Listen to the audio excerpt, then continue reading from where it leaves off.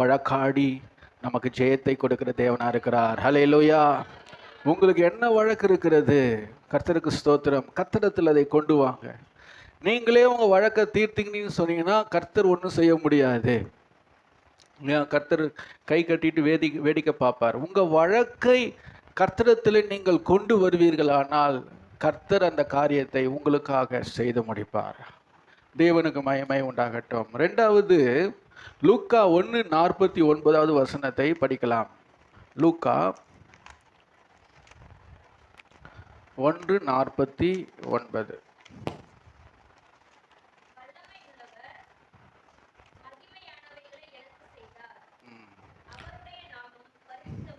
ஆமே. இங்கே வல்லமையுடையவர் மகிமையானவைகளை எனக்கு செய்தார். அப்போ இந்த வல்லமை உள்ளவர் நமக்கு என்ன செய்வார்னா மகிமையான காரியங்களை அவர் செய்ய வல்லவராய் இருக்கின்றார். ஆண்டவருக்கு மகிமை உண்டாகட்டும்.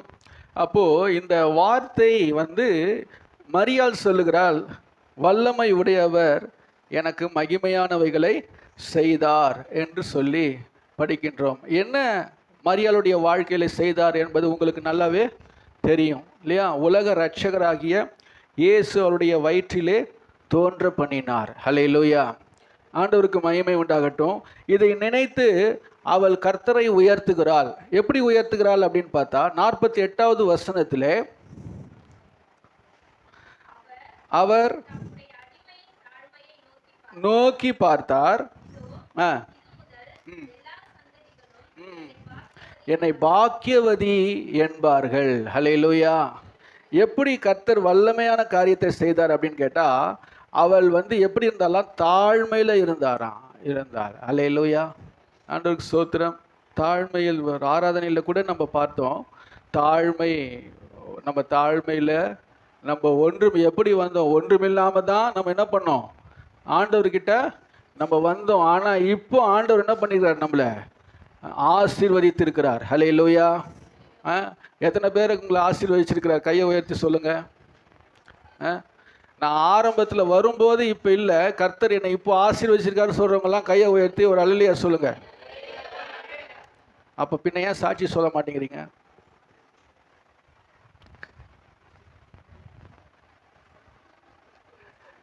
நீங்க என்ன செய்யணும்?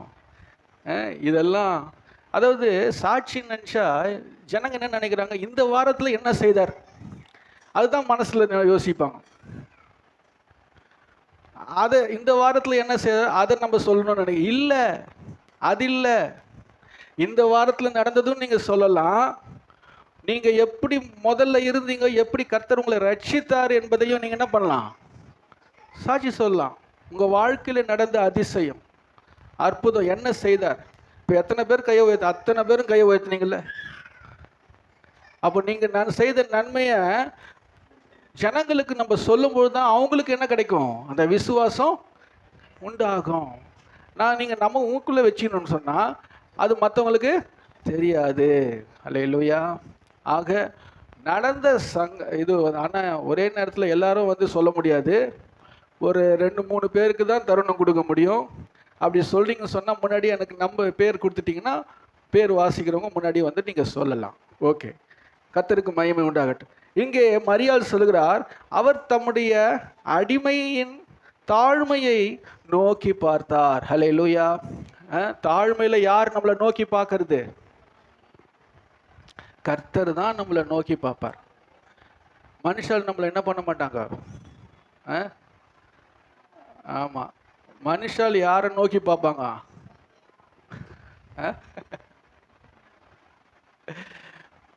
நமக்கு நல்லா தெரியும் யார் யாரை நோக்கி பார்த்த மனுஷன், அவங்கள தான் நோக்கி பார்ப்பாங்க. ஆனால் தாழ்மையில் நோக்கி பார்க்குறவங்க யாரு? கர்த்தர் தான் நம்மளை நோக்கி பார்ப்பார். அல்லேலூயா சொல்லுவோம். அல்லேலூயா. இங்கே மரியாள் சொல்ற, என்னை தாழ்மையிலே நோக்கி பார்த்தார். அப்புறம் சொல்றாரு, இது முதல் எல்லா சந்ததிகளும் சொல்றார். எல்லா சந்ததிகள் அப்படின்னா பூமியில் இருக்கிற அத்தனை பேரும், இஸ்ரவேல் மாத்திரம் கிடையாது, அத்தனை பூமியில் இருக்கிற அத்தனை பேரும் என்ன சொல்லுவாங்க, பாக்கியவதி. ஹல்லேலூயா. அவ்வளவு தேவன் என்ன பண்ணார், மரியாளுடைய பேரை உயர்த்தினார். தேவனுக்கு மகிமை உண்டாகட்டும். உயர்த்துவார். நீங்க 1 சாமுவேல் 2ஆம் அதிகாரம் 7வது வசனத்தை நான் வாசிப்போமானால்,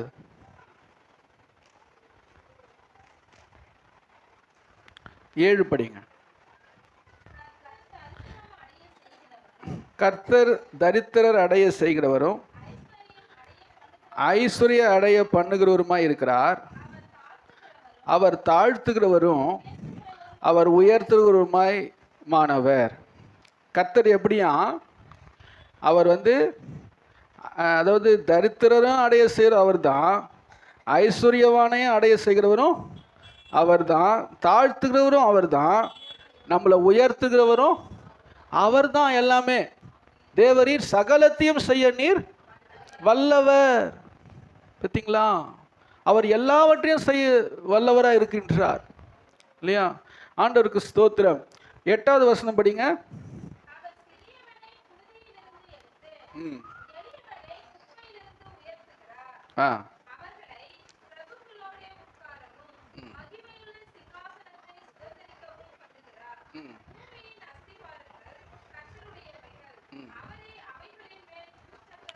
ஒருத்தனை என்ன பண்றார்? சிறியவனை புழுதியிலிருந்து, குப்பையிலிருந்து என்ன பண்றாரு? எளியவனை குப்பையிலிருந்து உயர்த்துகிறார். ஹல்லேலூயா இல்லையா? உன் தாழ்மையிலிருந்து உன்னை உயர்த்துகிறவர் யாருன்னு கேட்டா கர்த்தர் தான். கர்த்தர் தான் அதை செய்கிறது இல்லைங்களா? ஆண்டவருக்கு ஸ்தோத்திரம் உண்டாகட்டும். ஆனால் கர்த்தர் செய்யும் பொழுது அதை நம்ம என்ன பண்ணக்கூடாது? மறக்கவே. சில பேர் மறந்துடுறான். சில இஸ்ரவேல் ஜனங்களை கூட மறந்துடுறான். ஆண்டவருக்கு ஸ்தோத்திரம். ஒரு சிஸ்டருக்கு குழந்தை இல்லை. போய் ஜெபம், அவன் வீட்டு கூட்டம் நடக்கும்போது அவங்க வந்தாங்க, ஐயா இந்த மாதிரி ஜெபம் பண்ணுங்க, 2 வருஷம் ஆச்சு குழந்தை இல்லை அப்படின்னு. சரி ஜெபம் பண்ணோம். ஜெபம் பண்ண உடனே அடுத்த வருஷத்தில் கர்த்தர் ஒரு ஆண் பிள்ளையை தேவன் கொடுத்தார். அவங்க என்ன பண்ணணும்? சபைக்கு வரணும். வரல, வாங்கிக்கினாங்க. ஆனால் டாட்டா பைபைன்னு சொல்லிட்டாங்க. கர்த்தரும் டாட்டா பைபைன்னு சொல்லிட்டாரு. இல்லைங்களா? ஆண்டவருக்கு ஸ்தோத்திரம். அதை விட்டுட்டு விக்கிரகத்துக்கு போய் மொட்டை அடிக்கிறதும், காது குத்துறதும், போய் அதை பண்ணுறதும் இதை பண்ணுறதும் இப்படிலாம் செய்துட்டு இருந்தாங்க. கர்த்தருக்கு ஸ்தோத்திரம். பாருங்க, கர்த்தர் செய்த நன்மையை நம்ம நினைக்கணும். அல்லேலூயா. அவர் நம்மளை எப்படி தாழ்மையில் நின்று தானே. அது குழந்தை இல்லாதது என்னது? ஒருத்தர் சொன்னார், நல்ல ரிச் மேன் தான், நான் முதல் பொண்ணுக்கு கல்யாணம் பண்ணார். கல்யாணம் பண்ணால் அவங்களுக்கு குழந்தை இல்லை போல இருக்குது. அவர் சொல்கிறார், ஈ is unfit for family life அப்படின்னு சொல்லிட்டு, அதனால டைவோர்ஸ். பார்த்தீங்களா? சாதாரணமாக பண்ணி இது பண்ணுறாங்க. எனக்கு ஆச்சரியமாக இருந்தது, ஏன்னா இப்படியும் பண்ணுறாங்களா அப்படின்னு சொல்லிட்டு. சரிங்களா? அப்போது தாழ்மை அது ஒரு நிந்தை இல்லையா? அந்த நிந்தையிலிருந்து கர்த்தர் என்ன பண்ணுறாரு? உங்களை தூக்கி எடுத்து தேவன் உங்கள் தலையை தேவன் உயர்த்துகிறார். அப்போ கர்த்தருக்கு நன்றி சொல்லணுமா வேண்டாமா? அல்லேலூயா. தேவனுக்கு மகிமை உண்டாகட்டும். இயேசுவும் கூட பாருங்க, பிலிப்பியர் 2ஆம் அதிகாரம் 9வது வசனத்தை நாம் வாசிக்கலாம்.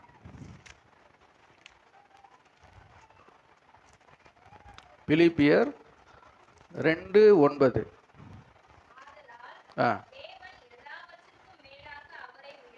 உயர்த்தி நாமத்தில் வானோர் பார்த்தீங்களா? இயேசுவை தேவன் என்ன பண்ணாரா? உயர்த்தினார். எப்படி உயர்த்தினாரா? வானோர் பூதலத்தோர் பூமியின் கீழ் யாவருடைய முழங்கால்களும் முடங்கவும் நாவுகள் யாவும் அறிக்கை பண்ணும்படிக்கு எல்லா நாமத்திற்கு மேலான நாமத்தை அவருக்கு தந்தருளினார். ஹல்லேலூயா. இங்கே அதுக்கு மேலே நீங்கள் படித்து பார்த்தீங்கன்னா அங்கே சொல்லப்பட்டிருக்கிறது பாருங்க, அது தாழ்த்தினாருன்னு இருக்கு. அது படிங்க. அதை ஆ ஆ ஆ ஆ, தம்மை தாமே தாழ்த்தினார். அப்போ தாழ்த்தும் பொழுது கர்த்தர் என்ன பண்றார்? தேவன் அவரை எல்லாரும் எல்லாரும் புகழ். அதாவது மரியாளுக்கு வந்து இந்த உலகத்துல தான் பெருமை இருந்துச்சு. ஆனா இயேசுவுக்கு வந்து பாத்தீங்கன்னா வானோர், பூதலத்தோர், பூமியின் கீழே இருக்கிற நரகத்துல எல்லா 3 உலகத்திலும் இருக்கக்கூடிய அத்தனை பேருடைய முழங்கால்கள் முடங்கும்படிக்கு தேவன் அவர் நாமத்தை உயர்த்தினார். பார்த்தீங்களா எவ்வளோ பெரிய ஒரு உயர்வு இருக்கு பார்த்தீங்களா? ஹல்லேலூயா, கர்த்தருக்கு ஸ்தோத்திரம் உண்டாகட்டும். இந்த உலகத்துல கூட பார்த்தீங்கன்னா ராஜ்யத்துக்கு வரவங்களுக்கு அந்த இடத்துல மட்டும்தான் என்னது? உயர்வு. கர்த்தருக்கு ஸ்தோத்திரம். ஆனா நம்முடைய இயேசு தேவனுக்கு எல்லா உலகத்திலையும் உயர்வு. ஹல்லேலூயா. ஏன் அப்படிப்பட்ட உயர்வை கர்த்தர் கொடுத்தார் என்று கேட்டால், அவர் சிலுவை பரியந்தமும் தன்னை என்ன பண்ணாரு? தாழ்த்தினார். நமக்கு எப்போ அந்த தாழ்மை, அந்த தாழ்த்துகிறோமோ, பிரைஸ் தி லார்ட், கீழ்ப்படிந்து தாழ்த்துகிறோமோ, ஹல்லேலூயா, அவர்களை கர்த்தர் என்ன பண்றாரு? தேவன் உயர்த்துகிறார். ஆண்டவருக்கு ஸ்தோத்திரம். அப்போ உங்க வாழ்க்கையிலே கர்த்தர், இந்த வல்ல தேவன் மகிமையானவைகளை கர்த்தர் செய்ய வல்லவராய் இருக்கின்றார். ஹல்லேலூயா சொல்லலாம். ஆண்டவருக்கு மகிமை. 3வது பாருங்க, அவர் யுத்தத்தில் வல்லவராய் இருக்கிறார். யாத்திராகமம் 15 எடுத்துக்கொள்ளுங்க. யாத்திராகமம் 15ஆம் அதிகாரம் 15:3. கர்த்தரே யுத்தத்தில் வல்லவர். கர்த்தர் என்பது, ஆமென், ஹல்லேலூயா.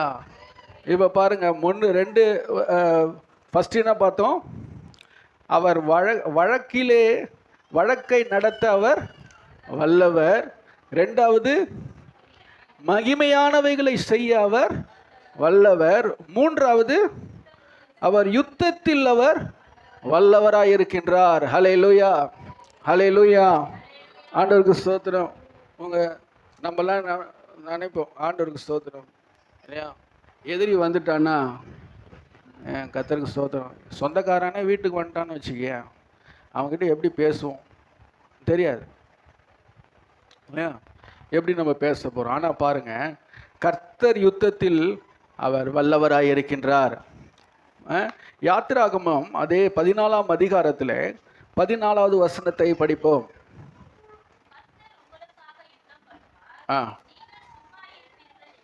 கர்த்தர் உங்களுக்காக யுத்தம் பண்ணுவார், நீங்கள் சும்மா இருப்பீர்கள். நீங்க சும்மா இருந்தா தான் கர்த்தர் உங்களுக்காக யுத்தம் பண்ணுவார். நீங்க யுத்தம் பண்ணீங்கன்னா அவர் என்ன பண்ண மாட்டாரு? அவர் ஒன்றும் செய்ய மாட்டார். ஆண்டவருக்கு ஸ்தோத்திரம். அது பிள்ளையா இருக்கட்டும், மனைவியா இருக்கட்டும், புருஷனா இருக்கட்டும், சொந்தக்காரனா இருக்கட்டும், அக்கம் பக்கத்தில் இருக்கிறவங்களா இருக்கட்டும், யாரா இருந்தாலும் இருக்கட்டும், கர்த்தருக்கு ஸ்தோத்திரம். நீங்க சும்மா இருங்க, நீங்க கை கட்டி வேடிக்கை பாருங்க. மேல வசனம் படிமா.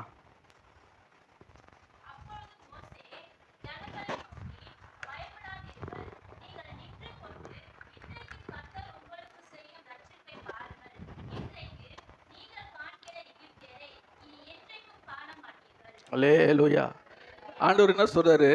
நீங்கள் அதாவது ஜனங்களை நோக்கி பயப்படாதீர்கள், நீங்கள் நின்று கொண்டு இன்றைக்கு கர்த்தர் உங்களுக்கு செய்யும் ரட்சிப்பை என்ன செய்யணுமா? நம்ம பார்க்கணும்.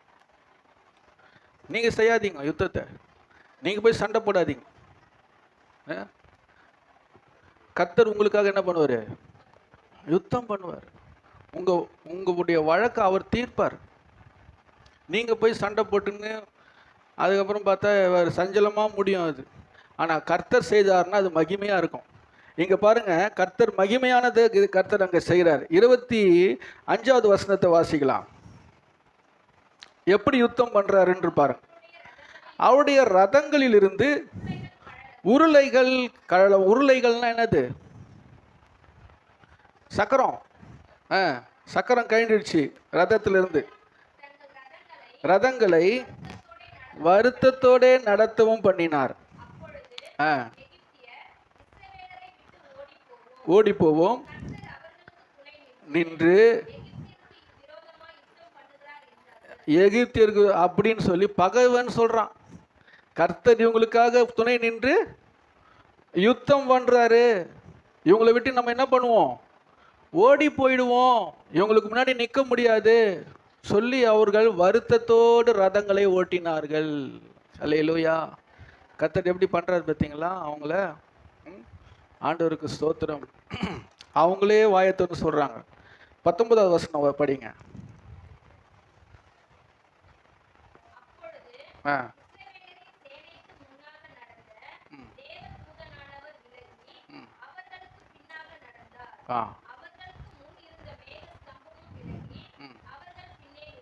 இப்போ பாருங்க, கர்த்தர் எப்படி யுத்தம் பண்றாரு.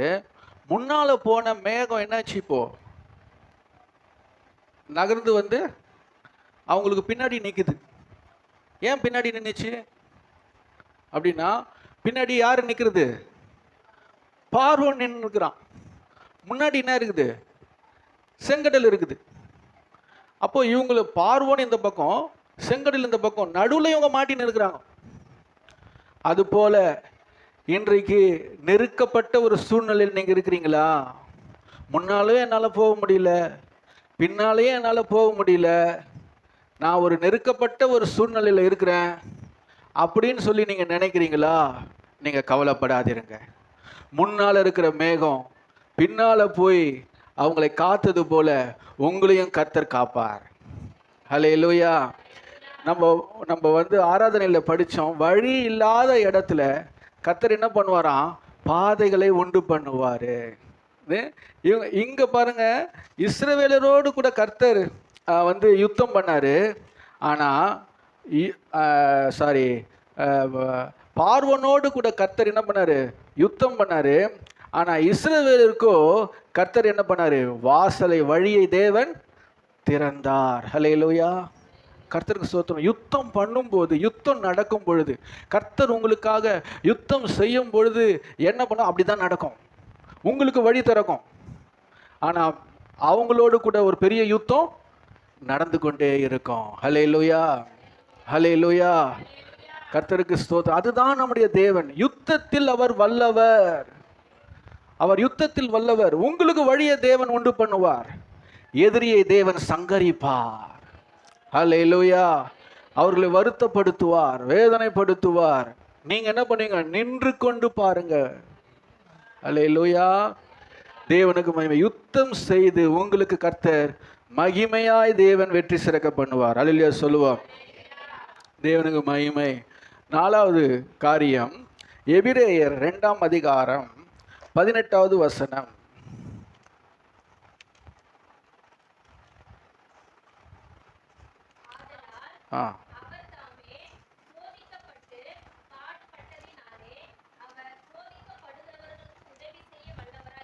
ஆமென். அல்லேலூயா. 4வது அதுல எதுல வல்லவரா இருக்கிறாரு? சோதிக்கப்படுகிறவர்களுக்கு. ஆமா, உங்க சோதனை காலத்துல யாருமே இருக்க மாட்டாங்க. கர்த்தர் தான் இருப்பார். அல்லேலூயா. சோதிக்கப்படுகிறவர்களுக்கு அவர் உதவி செய்ய அவர் வல்லவர். ஏன் அவர் வல்லவர் அப்படின்னு கேட்டால், அவர் சோதிக்கப்பட்டார். நம்ம இயேசு சோதிக்கப்பட்டார். ஆகையினால சோதனைக்குள்ள போகிறவங்களுக்கு அவர் உதவி செய்ய வல்லவராக இருக்கின்றார். ஹல்லேலூயா. அதாவது எதில் நம்ம ரொம்ப சோதிக்கப்படுறோமோ அதில் தான் உங்களை ஸ்பெஷலிஸ்டாக தேவன் மாற்றிடுவார். நான் சொல்கிறது புரியுதா என்னன்னு தெரியல. நீங்கள் எந்த விஷயத்தில் ரொம்ப சோதிக்கப்படுறீங்களோ அந்த விஷயத்தில் கர்த்தர் உங்களை என்ன பண்ணுவார்? ஜெயமும் எடுக்க வைப்பார், மற்றவங்களுக்கும் ஜெபிக்க வைப்பார். நீங்கள் ஜெபிக்கும் போது அவங்களுக்கு சுகம் கிடைக்கும். அல்லேலூயா. அதுதான் நீங்கள் ஸ்பெஷலிஸ்ட்டு. டாக்டர் சொல்லுவாங்க, இந்த ஹார்ட் ஸ்பெஷலிஸ்ட்டு, கண் ஸ்பெஷலிஸ்ட்டு, இல்லையா, காது ஸ்பெஷலிஸ்ட்டு அப்படின்னு சொல்லி ஒவ்வொன்றுத்துக்கும் ஒரு ஸ்பெஷலிஸ்டாக இருப்பாங்க. அதுபோல் நீங்கள் அதில் ஸ்பெஷலிஸ்ட். ஆண்டவருக்கு ஸ்தோத்திரம். ஒருவேளை உங்களுக்கு ரொம்ப போராட்டம், சரீரத்தில் போராட்டம், அது போராட்டத்திலேருந்து கர்த்தர் சோதிக்கப்படுறதுக்கு உதவி செய்வார். அந்த போராட்டத்தில் இருக்கிறவங்க மற்றவங்க இருப்பாங்க, அவங்களுக்காக நீ ஜெபிக்கும் போது என்ன பண்ணுவார்? கர்த்தர் விடுதலை கொடுத்துருவார். ஒருவேளை குழந்தை பாக்கியம் இல்லாமல் இருக்கும், பல வருஷமாக நீங்கள் கஷ்டப்பட்டுருப்பீங்க. கர்த்தர் உங்களுக்கு குழந்தை பாக்கியத்தை கொடுத்து, யார் குழந்தை பாக்கியம் இல்லையோ அவங்களுக்கு நீங்கள் ஜெபிக்கும் போது கர்த்தர் என்ன பண்ணுவார்? அங்கே அற்புதம் செய்வார். ஹல்லேலூயா. ஆகையினால நீங்கள் சோதனை கண்டு நீங்கள் சோர்ந்து போக வேண்டாம். கர்த்தரை மகிமைப்படுத்துங்க. உங்க சோதனையில் அவர் உதவி செய்ய அவர் வல்லவராக இருக்கின்றார். ஹல்லேலூயா, ஹல்லேலூயா. தேவனுக்கு மகிமை உண்டாகட்டும். அதாவது யாக்கோபுல சொல்லப்பட்டிருக்கு, சோதனை சகிக்கிற மனுஷன் பாக்கியவான் சொல்ல.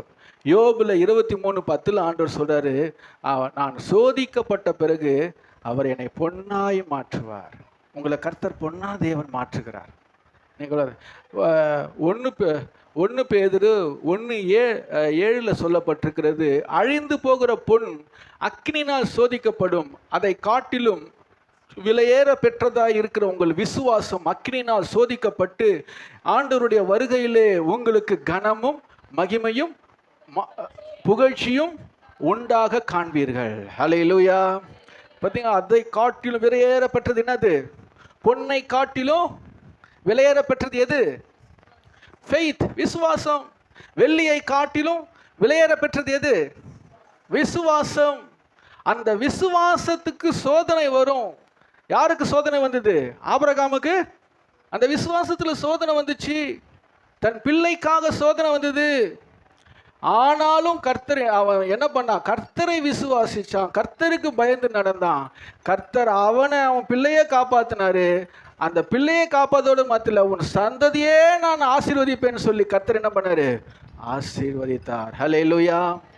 தேவனுக்கு மகிமை உண்டாகட்டும். பாருங்க, எதுல நம்ம சோதிக்கப்படுகிறோமோ அதுல உங்களை ஸ்பெஷலிஸ்டா தேவன் மாற்ற வல்லவராய் இருக்கின்றார். கர்த்தருக்கு மகிமை உண்டாகட்டும். ஆக சோதனையை கண்டு நீங்க என்ன பண்ண தளர்ந்து போகாதீங்க. ஏசாயால ஒரு வசனம் இருக்கிறது, 40ஆம் அதிகாரம் கடைசி வசனம் படிங்க. அதுக்கு மேலுள்ள வசனம் 30வது வசனம் 29. சோர்ந்து போகிறவனுக்கு அவர் பலன் கொடுத்து சத்துவம் இல்லாதவனுக்கு சத்துவத்தை பெருக பண்ணுவார். பார்த்தீங்களா, அவர் சத்துவத்தை பெருக பண்ணுகிற தேவனா இருக்கிறார். நீங்க அப்படியே இலைப்படைந்து போயிருக்கலாம். ஒரு வேலை சரி ஏதோ நடக்கட்டும். அங்க ஒரு மார்க் 9ஆம் அதிகாரத்தில் ஒரு தகப்பன் வந்து இயேசு கிட்ட வரான். இயேசு கிட்ட வந்து சொல்றான், என் பிள்ளை அக்கினியில் விழுகிறான், தண்ணியில் விழுகிறான், நீங்க ஏதாவது செய்யக்கூடுமானா நீங்க செய்யுங்க என்று சொல்லி அவன் வந்து கேட்குறான். அப்போ ஆண்டவர் சொல்றாரு, நீ விசுவாசிக்க கூடுமானால் உனக்கு ஆகும். உடனே அவன் சொல்றான், என் அவிசுவாசம் என்னை விட்டு நீங்கும்படி எனக்கு உதவி செய்யும். அந்த வார்த்தை பாருங்க, அந்த அவிசுவாசம் நம்ம இருதயத்தில் இருக்கக்கூடாது. ஆண்டவர் நம்ம விசுவாசிக்கிறது முழு மனதோடு கர்த்தர் இதை செய்து முடிப்பார். ஆமேன்னு சொல்லுங்க. என்னுடைய காரியத்தை வழக்கை கர்த்தர் செய்து முடிப்பார். அவரையே நான் நோக்கி, அவர் கொன்று போட்டாலும் அவர் மேல் நான் நம்பிக்கையாக இருப்பேன். கவலைப்படுகிறதுனால ஒரு ஜான் நம்ம என்ன பண்ண முடியாது? வளர முடியாது இல்லையா? கர்த்தருக்கு ஸ்தோத்திரம்.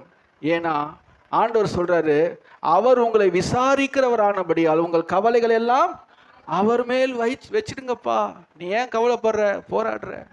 கர்த்தரையே பாரு, கர்த்தர் உனக்காக செய்து முடிப்பார். சோதிக்கப்படுகிறவர்களுக்கு அவர் உதவி செய்ய அவர் வல்லவர், போதுமானவர். ஹல்லேலூயா. தேவனுக்கு மகிமை. நான் பல பாடுகள் வழியாக கடந்து போகும் பொழுது கர்த்தர் என் அருகாமையிலே இருக்கிறதை நான் உணர்ந்திருக்கிறேன். அருகாமையிலே வருவார் கூட. வேதத்தை படிக்கும் பொழுது அப்படி உள்ளத்தை தேவன் நிரப்புவார். ஜெபிக்கும் போது அவ்வளோ ஒரு அபிஷேகம் கிடைக்கும். பார்த்தீங்கன்னா அந்த வேதனையே மறந்து போயிடும். அந்த வேதனையே இல்லை. கர்த்தருக்கு சாதாரணமாக இருக்கிறத காட்டிலும் சோதனை நேரங்களில் இன்னும் அதிக சந்தோஷமாக இருந்துருது. அல்லேலூயா. கர்த்தர் ஏன்னு கேட்டால் அவர் மேலே நம்பிக்கை, கர்த்தர் மேலே நம்பிக்கை, இதை செய்வார் என்று சொல்லி அதே மாதிரி கர்த்தர் செய்தார். இதுவரையிலும் செய்துட்டு இருக்கார். ஆமேன்னு சொல்லுங்க. அவர் உங்களுக்கு செய்வார், அவர் எனக்கு செய்வார்.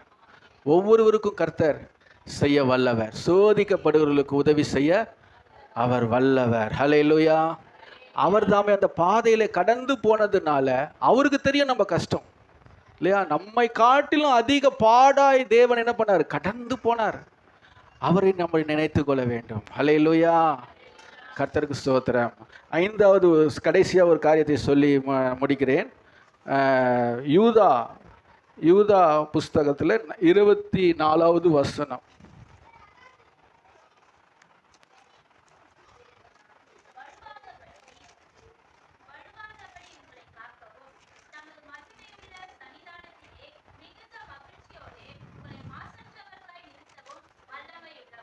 ஆமென். 24 இன்னொரு முறை படிங்க.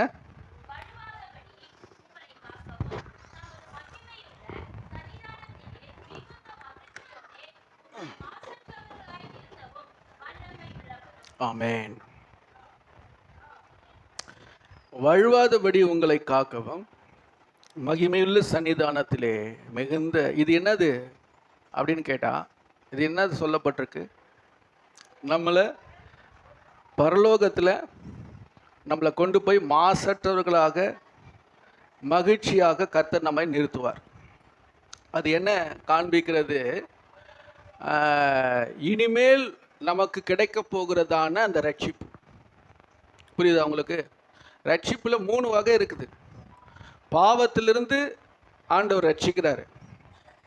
அன்றாட வாழ்க்கையில் பரிசுத்தத்தில் நம்மை நடத்தும்படிக்கு ஒவ்வொரு நாளும் கர்த்தர் ரட்சித்து வருகிறார். 3வது, பரலோகத்தில் போகும்படிக்கு கர்த்தர் நம்மை ரட்சிப்பார். 3. அப்போது இந்த இடத்துல சொல்லப்பட்டது 3வது ரட்சிப்பு. பரலோகத்தில் நம்மை ரட்சிக்கிறார். எப்படி ரட்சிக்கிறார் அப்படின்னு கேட்டால், இந்த பூமியில் நம்முடைய பாதையில் நம்ம ஓடும் பொழுது கால் தவறி கீழே விழாதபடிக்கு என்ன பண்ணுவாராம்? வழுவாதபடி நம்மை காப்பார். ஹல்லேலூயா. முதல் காரியம், நீங்கள் உங்களுக்கு இன்னும் ஒரு ரேஸ் இருக்குது, ஓட்டம் இருக்குது இல்லையா? அந்த ஓட்டத்தில் நம்ம என்ன பண்ணுவோம்? அந்த பாதையில் நம்ம ஓடுகிறோம். பவுல் சொல்கிறார்ல, நல்ல போராட்டத்தை போராடினேன், ஓட்டத்தை முடித்தேன், விசுவாசத்தை காத்து கொண்டேன், இது முதல் எனக்கு நீதியின் கிரீடம் வைக்கப்பட்டிருக்கிறது, கர்த்தர் வரும் மண்ணாளிலே அதை நான் பெற்றுக்கொள்வேன். அப்போ நமக்கென்று ஒரு ஓட்டம் கர்த்தர் வச்சிருக்கிறார். இந்த ஓட்டத்திலே நீங்கள் ஓடிக்கொண்டே போறீங்க. அப்போ ஓடும்போது கர்த்தர் என்ன பண்றார்? உங்களை கூடவே ஓடி வருகிறார். ஹல்லேலூயா. ஏன் என் பிள்ளை தடுமாறி கீழே விழுந்து, பள்ளம் வரும், மேடு வரும், மலை வரும், காடு வரும், எல்லா கடலில் பொங்கி சுனாமி வரும், காற்று அடிக்கும், இவ்வளோ காரியங்கள் இந்த பூமியில் ஓடும் பொழுது அந்த ஓட்டத்திலே வரலாம். ஆனால் அதனால தான் கர்த்தர் சொல்கிறாரு, வழுவாதபடி, நீங்கள் கீழே விழுந்து போகாதபடிக்கு கர்த்தர் என்ன பண்ணுவார்? உங்களை தாங்கி கொண்டு தூதர்களை கட்டளையிடுவார். உன் பாதம் கல்லில் இடராதபடிக்கு அவர்கள் தங்கள் கைகளில் உன்னை, சில நேரத்தில் இந்த பள்ளத்தாக்கு வரும்போது உங்களை ஏந்திப்பார் கர்த்தர். ஐயோ, என் பிள்ளை பள்ளத்தாக்கில் நடக்க முடியாது, கஷ்டம், அதனால் நான் என்ன பண்ணேன்? என் கரத்தில் நான் ஏந்தி கொண்டு போவேன். ஹல்லேலூயா. எவ்வளோ நல்ல தேவன் பாருங்க. ஏந்தி கொண்டு போவார் இல்லையா? இயேசுவை ஏந்தி கொண்டு போனார், நம்மளை ஏந்தி கொண்டு போவார். அவ்விடத்திலிருந்து இவ்விடம் வர வரைக்கும் ஒரு தகப்பன் சுமந்து கொண்டு வருவது, பிள்ளையை சுமந்து கொண்டு வருவது, நான் உங்களை சுமந்து வந்தேன். உபாகமத்தில் 1:31 சொல்கிறாரு. அப்போ சில நேரத்தில் என்ன பண்ணுவார் கர்த்தர்? நடக்க முடியல, கால் வலிக்குது அப்படின்னு கர்த்தர் என்ன பண்ணுவார்? சுமந்து கொண்டு போவார். ஹல்லேலூயா. நம்மளை சுமக்கிற தேவன், நம்மளை தாங்குகிற தேவன். அப்போ உங்களை வழுவாதபடிக்கு கர்த்தர் காக்கவும் தமது மகிமையுள்ள சன்னிதானத்திலே மிகுந்த மகிழ்ச்சியோட எப்படி நிறுத்துவாராம்? நீங்கள் துக்கமாக போய் நிற்க மாட்டீங்க, கலக்கமாக போய் நிற்க மாட்டீங்க. உங்களை கர்த்தர் எப்படி நிறுத்துவார்? அப்படி மகிழ்ச்சியாக, சந்தோஷமா, மகிழ்ச்சியாக கர்த்தர் என்ன பண்ணுவார்? உங்களை, ஆமேன், கர்த்தருக்கு ஸ்தோத்திரம், நிறுத்தவும். பாருங்க, சன்னிதானத்திலே மிகுந்த மகிழ்ச்சியோட உங்களை மாசற்றவர்களாய் நிறுத்தவும். என்ன இருக்காது நமக்கு? கள்ளங்கபடு இருக்காது, கரை திரை பிழைகள் நம்முடைய ஜீவியத்தில் இருக்காது. அவைகள் எல்லாம் கர்த்தர் என்ன பண்ணுவார்? இங்கேயே சுத்திகரிப்பார், இங்கேயே க்ளீன் பண்ணுவார் இல்லையா? மீனை வாங்கின்னு வரீங்க, அப்படியே போட்ட பொரிச்சிடுறீங்க,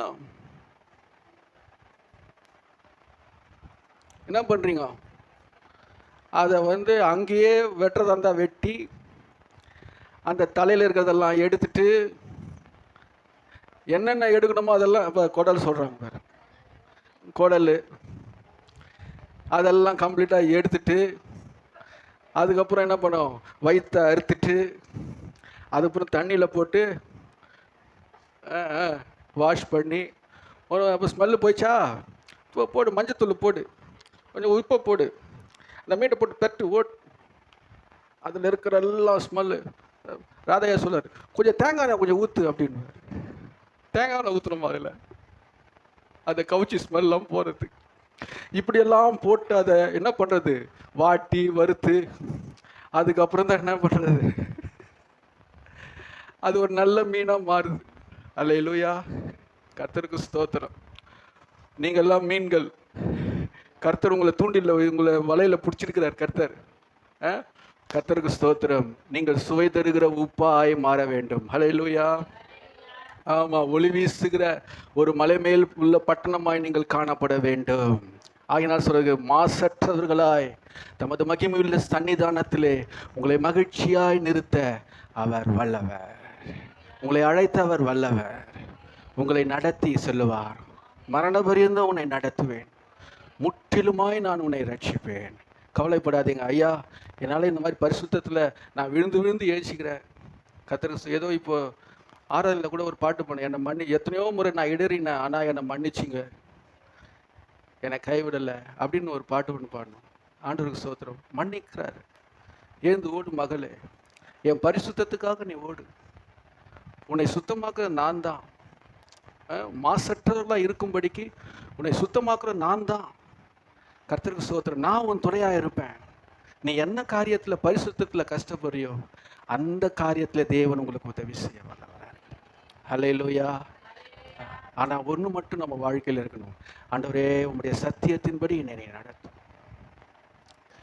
கர்த்தருடைய வேதத்தின்படி நடக்கிற உத்தம மார்க்கத்தார் பாக்கியம்.